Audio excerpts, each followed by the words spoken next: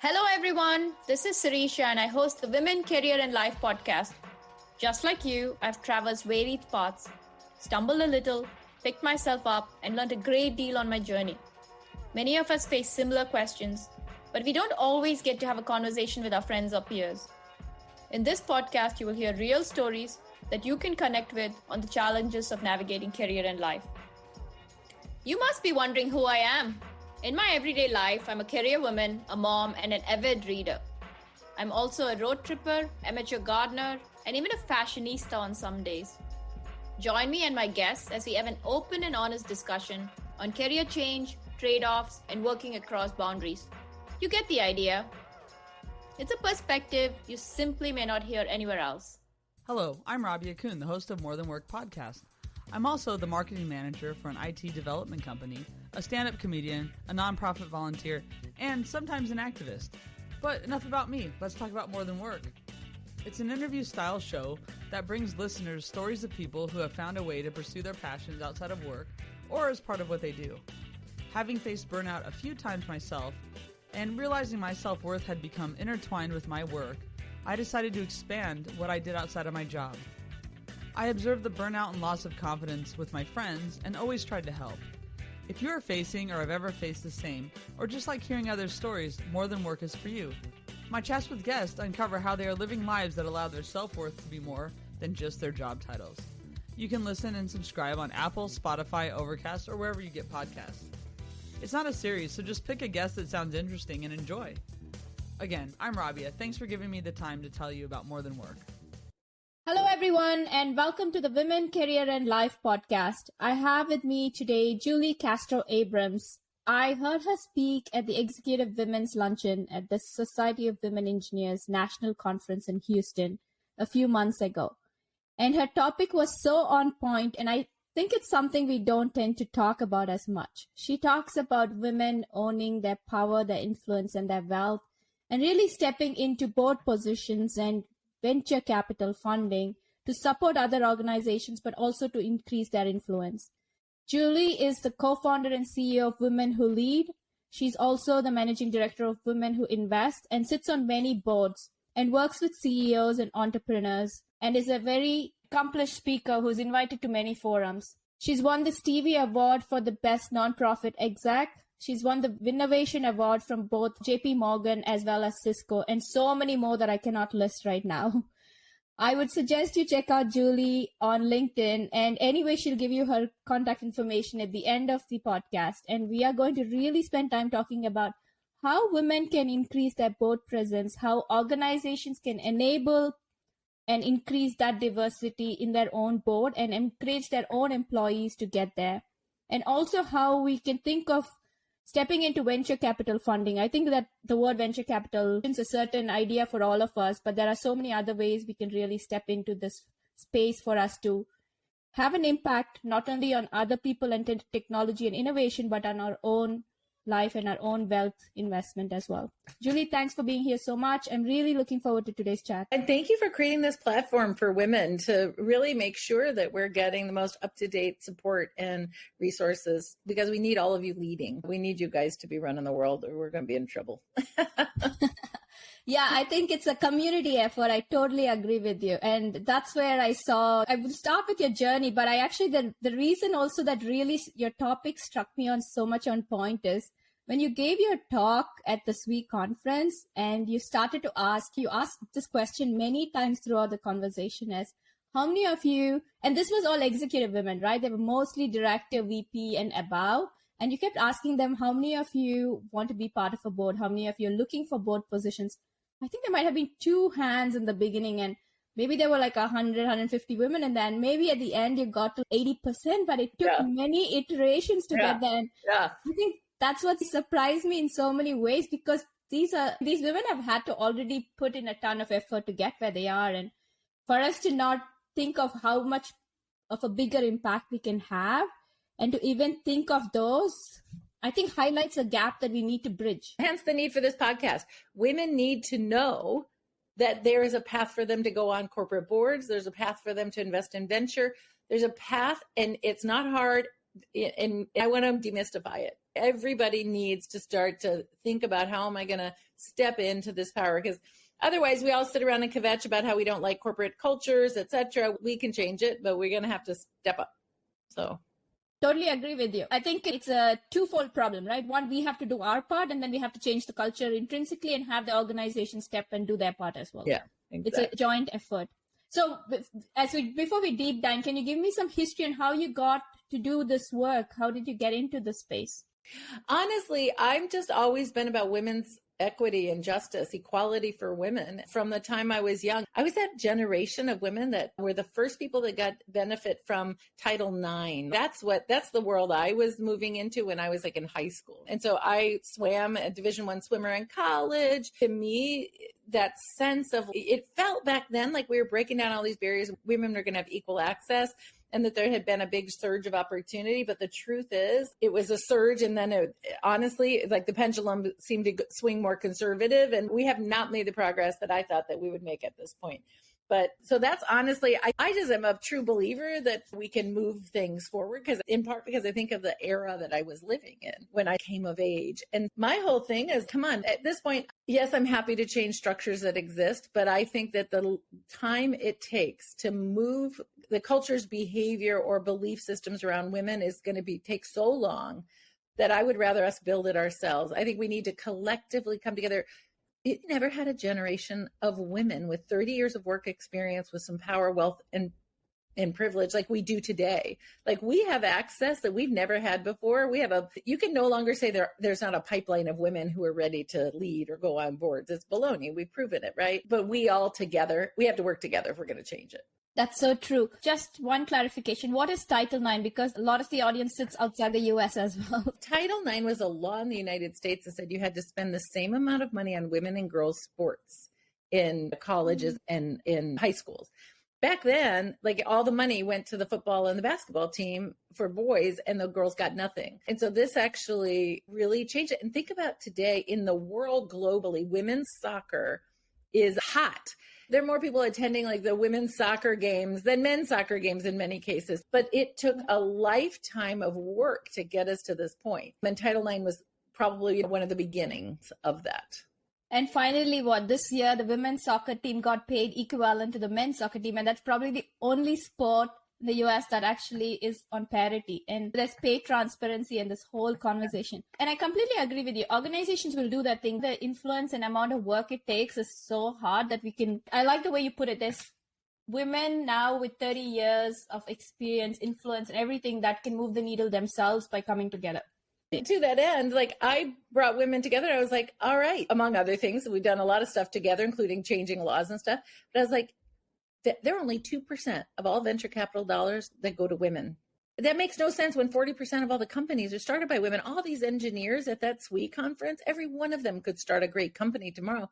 But if only 2% of venture funding goes to them, they're not going to get the fuel to grow a high growth, impactful, big company. And so we have to change that. And women have enough wealth.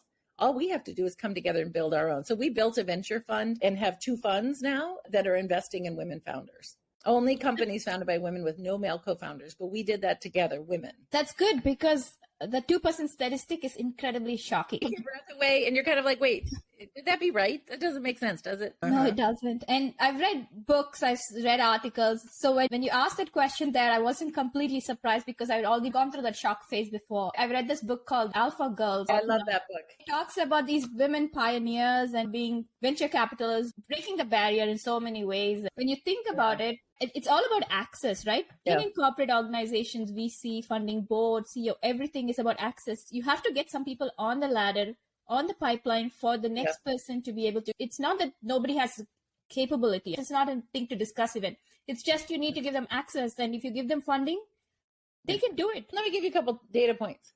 Women make 26% more for their investors. So it makes no financial sense to not be investing in companies founded by women. It is bias. That means you're a bad investor because you are leaning on biased information that is not accurate, actually. So investors who are not investing in companies founded by women, they're not going to be the highest performers. And we have a huge financial upside. Morgan Stanley did a research effort and found that we're leaving $4.4 trillion on the table that investors could make. But this is the thing. venture capital is a private kind of thing, private market, if you will. And people use their gut. Everyone believes it's who picks the big winners. That is based on cultural bias, and which is what gut really, it's like, what are all those things that your belief system that you've built? And women are not included in that. And when you do have women venture capitalists, this is the big opportunity. On average, they're investing 40% in women. So the women can see the potential of women better than the men can. And so we need more women who are venture capitalists, one. And that means everybody who's listening here, consider venture capital is just another type of investing. You're investing in the stock market. This year, if it's 2022, so this year the stock market was really down in the United States and globally. We've had a lot of issues, right? You need diversification in your portfolio in moments like this. And we actually had 2 companies sell at 3.5 times what those companies, the investment amount. I say all that to say it's a critical part of your diversification. You can use your retirement, you can use a donor advised fund, or you could use cash. You got to start thinking about getting in the game. And you don't have to know how to pick great companies. You just need to, a venture fund is like a mutual fund of stocks. It's actually somebody else picks the winners, right? You pick the firm and you invest in the firm and the leadership and their values. So I think it's just really important to demystify the whole game of venture for people. But let's go back to this. What happens when only 2% of all venture funds go to companies founded by women? Well, when you get venture funding, you start to grow a company that hires a lot of people. Women hire 6 times more women in their companies. And women are more likely to be in the C-suite. So if we're not funding women, women aren't getting the jobs. They're not getting those early C-suite jobs, and they're not having the exits. We've only had 20 women who've founded a company that was sold on the New York Stock Exchange in the history of the United States. Now, maybe when you hear this podcast will be 22. That would be great. However, whatever it is on that day, it's not enough. So if we aren't fueling women, we're losing out jobs, wealth creation, power, these positions of power. The CEO that sells their company on the New York Stock Exchange, she gets tapped to be the next CEO of Google. She gets tapped to go on public company boards. There's all these ripple effects of power and influence that happen. So if you go back to it, it's the 2% that's the problem. And the first board members in every company are the venture capitalists. So you have the operators, the founder, and then you have a couple people that have invested in them that go on the board in the early days. Culture's set with the first 30 people. If you don't have women around the table when that culture is being set, I promise you're not going to have cultures that are good for women. You bring up so many things. I don't even know where to start to unwrap this. Let's start with diversification. It's very on point that you say it's like any other fund investment we are doing. So we should not get bogged down with the thing of venture capital when we see these people investing millions into whichever one, BNB, all those things. That's an exception. What you're talking about is I just take a percentage of my portfolio and maybe you can share which funds they are. And we would just invest it like a mutual fund and trust the organization to do all the vetting and everything. Exactly. And we could monitor it just like any other fund. Exactly. And to your point, it gives us access in so many ways. The C-suite is women. They're hiring women, which means the second layer right under the C-suite, the SVPs, all of these founders are getting access. So they get on boards for the next round, who become C-suite execs somewhere else, to be on board of directors. And then you build a pipeline because the whole thing comes back to getting experience. You to try all these different things, and a startup, as you pointed out very emphatically, it provides monetary value. So for anyone looking at risk reward and, do I make money out of it? Obviously you make money, a lot more money. And I think it even shows just organizations outside of VC and board, when they have women sitting in board and women leaders, that they do make more revenue because of the diversity that they bring to the table. So even if you were to look at just the dollar or whatever currency people are looking at, that itself is a significant impact. Other than just driving culture as a change and driving sustainability or whatever the norms that the companies are driving. If you want to start investing in venture, there's a huge range. You have venture funds that are focused on getting first-time investors in the door, that their minimum investment amount just needs to be $10,000. Mine is $25,000 and it's spread over 4 years. So it's $6,250 a year. You need to go look and see what's right for you. And the majority of traditional venture funds that you talk to are going to have a $250,000 or even $1 million minimum. But that's not keep looking if that's what you see when you first start looking into venture, because there's lots of opportunities.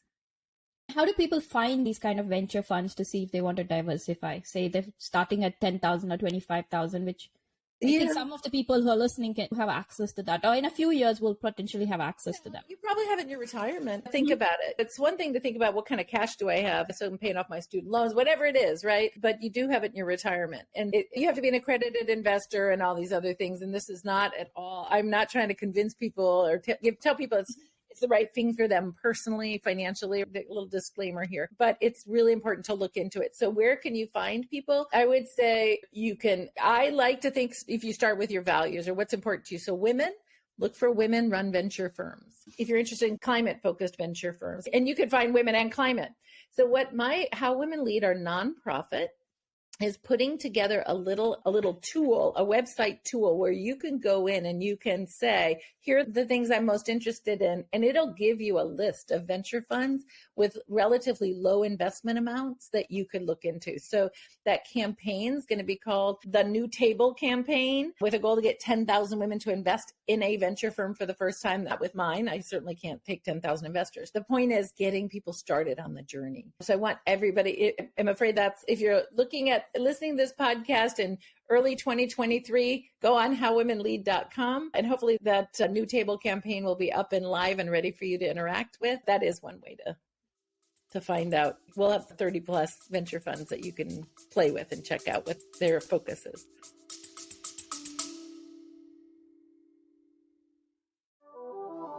Don't forget to subscribe to my Substack newsletter. The links are in the show notes.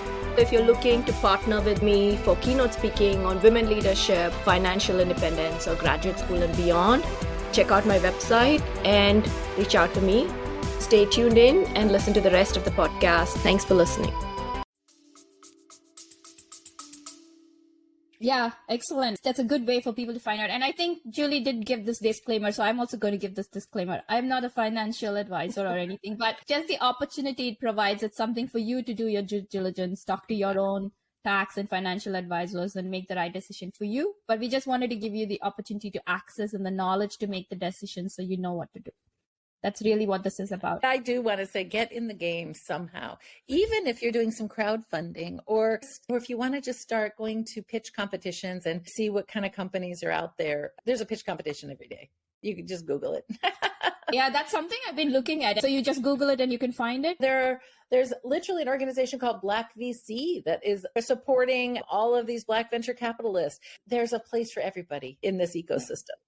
Yes. And what you're trying to say is there's nothing ever so small or so big that we can all start where we are and then make a bigger impact. Indeed. You start in your community, you start with what you care about, what speaks to you, and then find where to invest so you can diversify and have that impact. Indeed. So the other part of it we were discussing is, how do people get on board? Some of the women have already hit parity, like they're in director, VP, SVP roles, like they're looking for their next place of influence and next impact. How do they get on the boards? How do they craft their pitch and know where to look?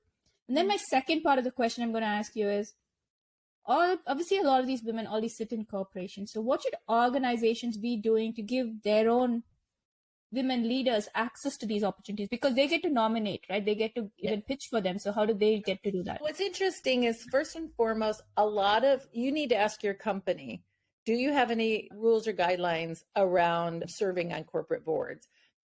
And all of them have something, because you can't be on the board of a direct competitor if you're working inside a company, right? But depending on what kind of company you work in, they may have interest boundaries for you, but they also may have a philosophy inside the company. This is important. Listen to this. They may believe that by you being on the board of another company, that it is going to distract you. It's going to take away your time.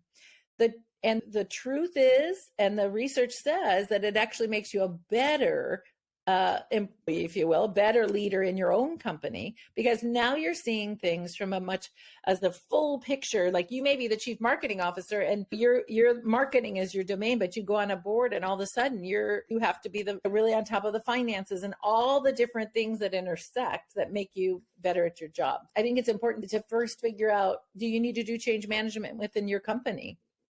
and maybe get a couple of senior women to look into the policy and make some recommendations. So I would start with that. In terms of what companies can do, sometimes this goes back to you raising your hand.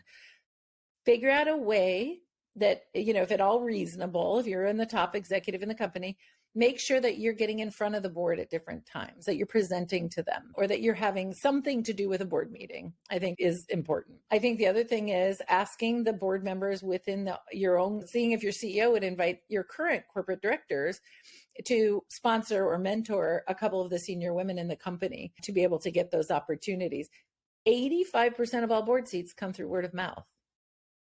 So it's networks. It doesn't happen through search firms necessarily. Like sometimes it does, but for the most part, and anybody who's ever been, any search firm that's ever contacted you for a job, you can always call them and say, hey, I'd love to talk to whoever does your board practice and start to find out from them. But I would tell you, those are few and far between, and you will get more runaround from most search practitioners than if you start to build your own networks and do it that way. But I kind of want to step back and say there's different kinds of boards.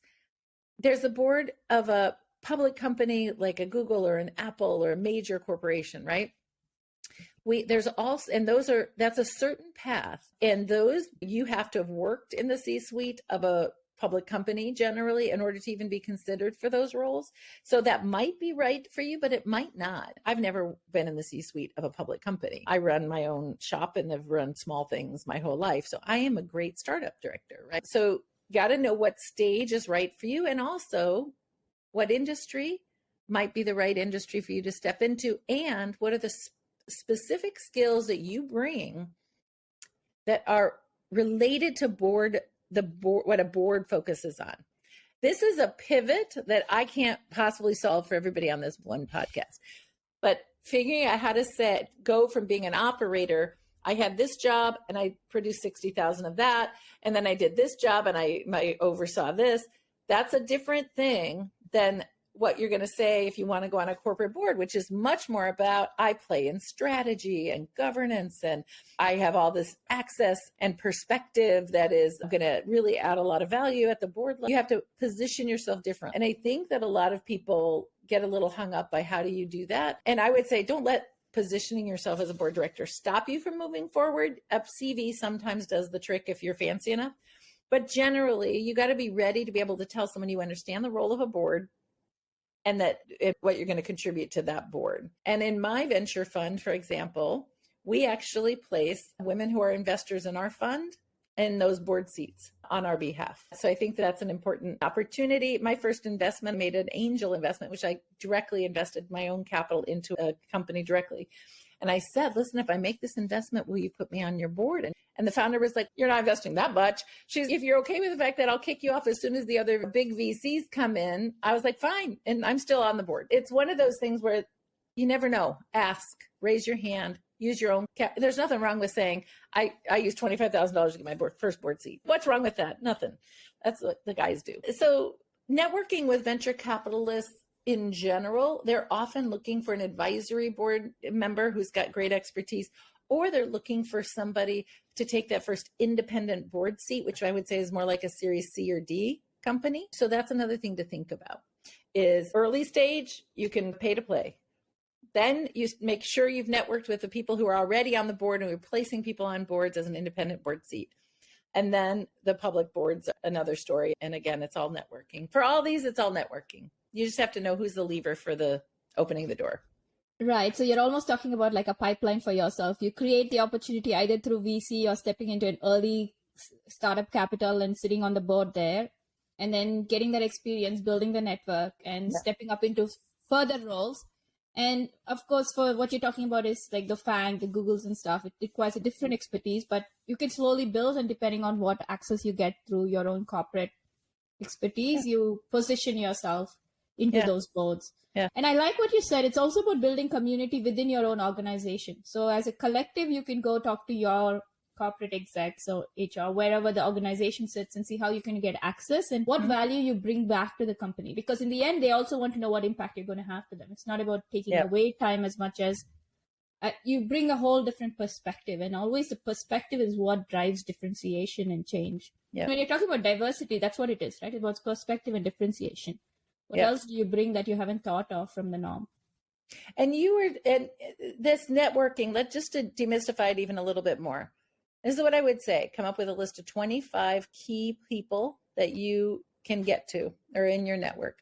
So this is how you should, and you write them and you say, hey, I'm interested in going on, and make it as narrow as possible. I'm interested in going on the audit committee of a medical technology company that's a Series D or above. Okay, good. That's narrow enough. Somebody could actually help you find a board seat. If you say, I want to go on a corporate board, can you help me? No one knows what to do with that. It's too broad. It's like saying, hey, can you introduce me to a woman engineer? It's like, what kind, in what industry, what level? You got to make it more narrow. All right. Once you're able to define what your value you're going to bring or what you're looking for, you come up with a list of 25 people. And these are the people: someone you worked with or worked for you who's on a board or in the C-suite. A service provider like a lawyer or an accountant that you've hired before that knows how you work, because they're getting people are asking those service providers for board recommendations when they need to get, especially companies that are pre-IPO, they'll look for two women to go on those boards. So especially those folks. I really want you to be thinking about who in your network that you already have, that you have a relationship with, can vouch for you when you're not in the room. And making sure they know that you'd be surprised. A lot of them will be like, oh yeah, I see board opportunities all the time. I hadn't thought that this was of interest to you. And you're like, you should have thought. It's all on us to tell them where we want them to focus their energy. And then here's a final thing for you to do. Identify 5 companies where you think you would be add a lot of value on the board. Not just they're aspirational for you because it'd be fun or fancy, but like, where could you really add value? Look up who's on their board. Find out who you either have a connection to or somebody who you know that knows them. And you can find that on LinkedIn pretty easily.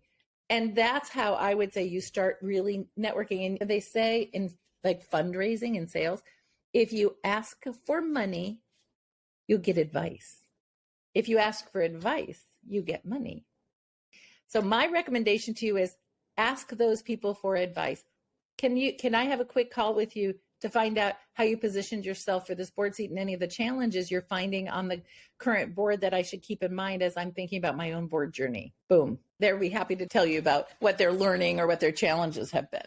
Thank you. That really helps with clarity, right? Because when people say networking, that itself, people are trying to figure out what that actually means, but yours is very clear.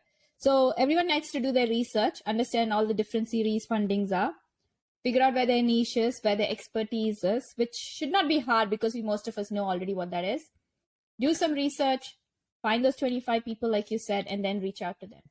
And the other thing is, LinkedIn is the place, right? It's like any information interviews. People are willing to share what they learned, what they know, and they want to help and disseminate that. Everyone wants to disseminate, but the thing is they don't know who to disseminate. So it comes to where you're saying, go and ask. And it's true of any role working, for a promotion, for funding, for any opportunity you need to ask. Even in this case, I'm asking you if you can come on the podcast to be a guest. It's most of the time people do say yes to a lot of the requests, unless it's not possible for them to fulfill that request. You don't lose anything by asking for access. And then when they feel comfortable, I'll get to know you. To your point, if you ask the 25 people who you've had some interaction with, yes, they already know what your work ethic and what you bring to the table. So they're willing to vouch for you rather than a cold touch from a recruiting firm and say, I think this person looks good on paper, but I don't know how they're going to perform. Why?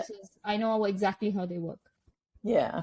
Yeah. And I think in general, what we're looking for is people who can be our advocates and really say, think about it. If you're building a board, these people could fire you from your own company, right? You want to bring people on who are trusted, thoughtful executives, know how to manage their own emotions and stuff.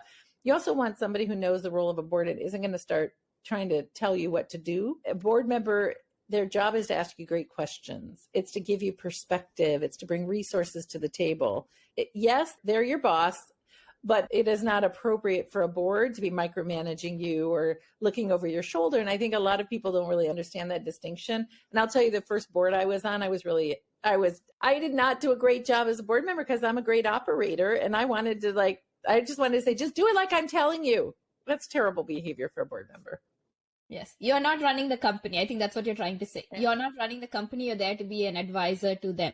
Exactly. That's really what your job is. It's a different perspective for someone who's been in the thick of things working. To step into that role is to share your expertise and knowledge and not get your fingers wet and dirty to go figure out what their job is. That is for them to do it. That's fair. And I think you're right that the board is the one that does supersede the C-suite execs. So being able to understand what value proposition and a question of trust between the two organizations to have that organization move forward. So to roll this all up together, I think what we are saying is the reason for this conversation in the first place, and it's different from the ones I normally do because I'm talking about advocacy and D&I and how to self-advocate. I thought this was very important because it's not something we talk about. And I know I'm coming back to the same thing again. It's very important for women to get on boards. And there's many ways to get access to boards. And one of the ways is venture capital funding. It helps diversify your portfolio. It helps you invest in women businesses. Maybe tomorrow you want to start your own business and now you know how to get there, how to get access to funding, how to find a board. And women enable more women to get into the C-suite that way. So you don't always have to be the C-suite through the normal chains of command, which we still need to make impact. You need more women in the C-suite in the Fortune 500, no doubt about it. But there are other ways to still have a huge financial impact because all these companies will grow into these big companies. 10 years ago, there was no Google, there was no 10, 15 years, no Facebook, none of the trillion-dollar companies even existed, right? No one knew what that is. So technology changes so rapidly nowadays. There's a huge push towards sustainability, climate, and that's where the future is going to be. You really just named something I think is important to underscore here. 10 years ago, almost all public and private company board directors were either venture capitalists or were previous CFOs or CEOs. Today, it's 100% different. One of the things we're realizing is, let's say my board is all people who have been CEOs before but are retired. How are they possibly going to know what the hot things that are happening in technology are? Half of them can't even use their iPhone without their kids helping them or somebody. So think about the critical need to have cybersecurity expertise. That's somebody who's actively in it today. Like, we now have demands from the largest asset manager investors in the world saying, we want to see that you have cybersecurity expertise on your board. Culture is one of the most important corporate values. And that is one of the biggest ways that you can define corporate value is by looking at the culture of a company as opposed to physical assets, right? You just watch what's happening with Twitter today. There's a massive crisis in culture, and that company is about to lose all of its footing because a problem. There's a problem with the culture now of a leader coming in like a cowboy. Whether you believe, what you can certainly learn from this is culture matters. So if you don't have somebody on the board that's got culture expertise or cybersecurity expertise or digital transformation expertise, you're at a loss. And so we have new demands for talent, and you don't have to necessarily, especially in a pre-IPO company, to be able to be in one of those roles that sort of require experience in public companies, but not necessarily. Once you're a public company, the requirements, and there are so many things that are needed for companies that are pre-IPO. Right. The point that you're saying is when you're looking at having cybersecurity, tomorrow it would be sustainability. There are different aspects that are coming on board as people are looking at ESGs and all of this ESG stuff. That board requires that expertise as well. So it's not something that's the norm now, but it's changing. So if you're already at the cusp of it or at the cutting edge, maybe you want to differentiate yourself, get some kind of training for it, and get on one of those boards because that's where everyone is heading. The world is changing, and 10 years from now, no one knows which are those going to be those top companies. Exactly. I mean, who would have thought that we would be doing what we are today, and how companies ebb and flow so quickly to peaks and valleys as things go on. Julie, this is a question I ask every one of my guests. What advice would you give your 21-year-old self? Oh, I just think don't worry so much. I spend a lot of time thinking women, I think, are culturally, we feel like imposters because we are. The work environment wasn't designed for women. And so we're always trying to figure out how to be like a man, but still be a woman, like work that fine line. And you can never win. You can stand on that line for a minute. But and when I say the line, I'm talking about, there's a great article that just came out about confidence in women. Women who are too confident actually get dinged, whatever they're called, narcissists, they're called all kinds of things. If you don't have enough confidence, they say they're not going to promote you because you don't show enough confidence. It's an impossible line. So anyone listening to this, know that do the very best you can, because you can't stand on that line and win for the long haul. It's humanly impossible. We need to change corporate culture. But in the meantime, be kind to yourself and worry less. Just do the best you can, and then go have fun walking in the trees. I think of it as a double-edged sword when I talk to my friends, kind of what you said. In a way, it's damned if you do and damned if you don't. No win situation, essentially. You're stuck in this between a rock and a hard place. You can't be too this, you can't be too less this. So it depends how the other person perceives you, and it's really a perception thing. It's nothing about your ability and what you bring. Many of us whipsawed. You get whipsawed. You start to think, oh, I need to be more like this, or I need to do more like that. And okay, we all grow and evolve by learning from our environment, from other people. But there comes a point where it's like, and you need to just move forward, because it's almost a no-win situation. I remember reading this article, I don't know, it might even have been yours, where it said that senior women leaders, especially if they're from various cultures, think that they can establish and be more of their authentic self as they get higher up in the ladder, really close to the C-suite. But then they also realize that since they've been walking a certain path, that it's much harder for them to be their more authentic self. And they're even more boxed in than they thought they were. So it's really hard. I think the culture's changing, that it's better to start exhibiting that and expressing yourself much more early on, so that you've established that runway rather than try to then figure out, okay, I'm going to walk this path. So much of it is, okay, you should have, or you should, or it's that shoulda, coulda culture. And it's, you know what? The culture is not designed for women, certainly not designed for women of color in corporations or immigrant women, right? And so you are who you are. And I think we need to change the culture going forward. And so in the meantime, be kind to yourself. A friend of mine did a research study and wrote a book on the cost to women of color of trying to fit in and survive in these cultures, in these corporate environments, just like what you were talking about. And the physical cost, the health costs are enormous. It's making women sick, especially women of color. And so be kind to yourself, care for yourself, because this is it's a game for the long run. It's not what's happening tomorrow or next week. True. I'm an immigrant woman of color, so I see where you're coming from. And it's hard at first, coming to a different country, you have to figure out the culture of the place, and then you're trying to find yourself. And I was having this conversation recently with somebody, and it takes a few years for you to figure out who you are and what you want to say, and then to have the confidence to start saying it with some added risk. You're trying to see how much risk you want to take while you're advocating for this way and trying to figure that part out. A daughter who's a violinist. She's very much like a moderate, lovely, and she's half Mexican. And some 60-year-old white guy came up to her at work and said, "Oh, you're a hot-headed Latina." Now, she was 24 years old at the time. There is nothing remotely hot-headed about my daughter at all. And what do you do when somebody plants their own baloney on top of you, their own bias, what is a 24-year-old to do in that situation? She didn't have enough internalized messiness that she went into a swirl, but that could have been something that somebody had messages in their life, and that really could have made her want to quit her job. There's all kinds of things that happen. And so that has nothing to do with my daughter, nothing even remotely to do with my daughter. I think it's important to understand, like, when it's about you and you can evolve, and when it's something you can't control and it doesn't matter what you do. You're not going to be able to change, Sarisha, that you're like a woman of color. Actually, I love the fact that it's taken me time to figure out, though people might have made statements similar to that, to say, I bring a different perspective that it's very hard for someone else to have. Because each one of us brings a different perspective from a culture, from your upbringing and stuff that really enables certain conversations. And I can see that impact in different places when based on that diversity of experience. If it's a peer of yours, you can discount them. But if it's someone who has power over you, that is where it starts to get really scary and tough. Yeah, very true. And you have to really think about how you are able to separate yourself. It's very easy for me to say this, but you have to really separate yourself from it.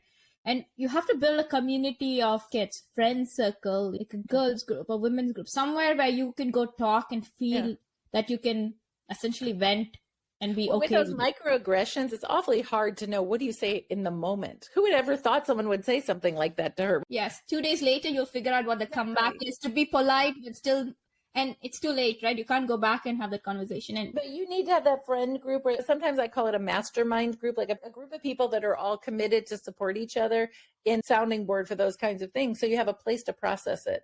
I guess it could be a therapist if that's what you need, but at least a group of people you can say, listen, this thing happened. What could I have said or done differently? Or and maybe if you think it at least gives you a container so it's not swirling in your head and stressing you out. And maybe it gives you the opportunity in some future time to actually make a change to how people deal with it. Or maybe some kind of, hey, this is an opportunity to train other cohorts and other coworkers if needed, to figure something else. One last question. What would be the one word to describe yourself? I honestly, love is my cornerstone. Love and acceptance, radical acceptance and unconditional love. Amazing. That's wonderful. And Julie, thank you so much. What I would like, and this is a call out for people who are listening, Julie's unpacked so much stuff, and I think it's something we don't talk about. So I'm going to recap it again. Maybe I've said it a few times, but I think it's so important. If you're a woman sitting in an executive position, or even if you're growing in your career ladder or running your own business, think of ways to first invest in a venture capital fund or where you think you have the potential to diversify, because you impact your portfolio, enable minority-owned business, and have a huger, broader scope. Also see how you can narrow down your niche and figure out how to get on a board, and the right board and the right network to enable you. I think Julie said 85% of it happens through networking. So you have to be able to figure that aspect of it. And I think she's clearly given directions on how we can do this. So spend some time in 2023 writing down points, how you want to do this, and put down date, I would say, and start working on it. LinkedIn is an amazing resource. You can connect with everyone there to start. You could check out the Women Who Lead Organizations page to find those VC funds in 2023. As she said, they will list all the different ways to access it. And go and do that, because I think we will start to have a bigger, broader impact. Instead of waiting for others to drive that change for us, we can drive it ourselves. Beautiful. Thank you so much for having me on your podcast today. Thank you. And did you want to share how people can reach you and any information? I know you also host a podcast. So our podcast is called How Women Inspire, which is just so much fun. So howwomenlead.com is the nonprofit container for all of the work. That's the starting point for all the work that we do. And if you have a company that's seeking funding and it's venture backable, howwomeninvest.com. Wonderful. So she's already shared how you can access all of this. If you're starting a business, I wish you all the best. Go get funding through, How Women and other fundings. And some of us will look for ways to VC into your own businesses. So please, I wish everyone the best as they venture out into sort of these unexplored territories so we can start to drive broader impact. Yeah, and please leave any comments and thoughts and stories you might have if you have invested, got on a board, so you can enable others to get there and provide some insight onto their perspective as well. I hope you enjoyed today's episode. Tune in every other Wednesday to catch the next episode. If you think a friend may benefit from this, please share this podcast with them. Please subscribe and leave us a review on your favorite podcast platform. I would love to hear from you about your stories and your journey. You can reach me on my blog, Twitter, Instagram, or Gmail at Women, Career and Life. Until next time, this is Sirisha signing off. Remember, there are infinite possibilities to drive change in career and life. Which will you choose to make a reality today?